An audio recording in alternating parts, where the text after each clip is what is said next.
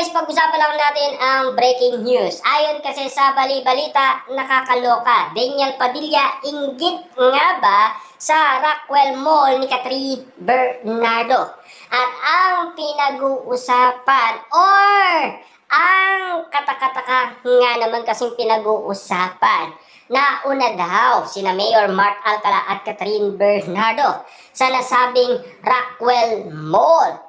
At siyempre, hindi nga naman kasi nagpatalo si Daniel Padilla at Kyla Estrada at ang bulong-bulungan. Baka nga naman kasi inggit-pikit itong si Daniel Padilla. Baka nga naman kasi tinitignan ni Daniel Padilla kung saan pumunta si Catherine Bernardo kasama si Mayor Mark Alcala.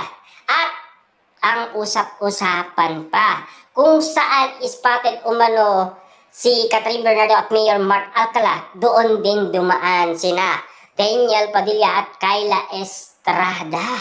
At ayon pa sa bali-balita, grabe yung akbay ni Daniel Padilla kay Kyla Estrada. Yun mismo ang kagulat-gulat kung bakit nga naman kasi kinukumpara si Catherine Bernardo at Daniel Padilla. Hanggang ngayon kasi pinag-uusapan pa rin ang Katniel.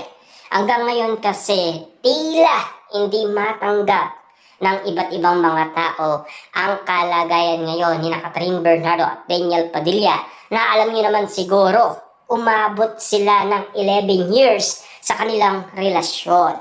Siyempre, alam niyo naman siguro, marami ang nang-inayang.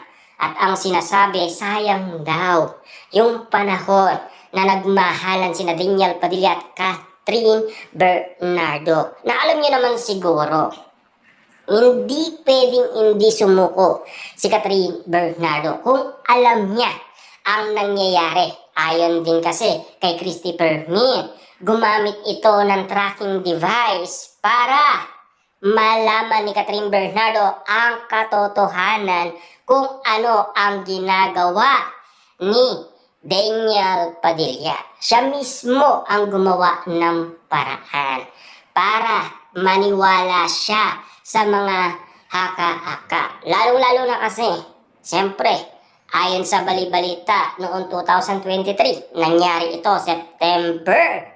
Siyempre, nakakuha ng international award si Catherine Bernardo.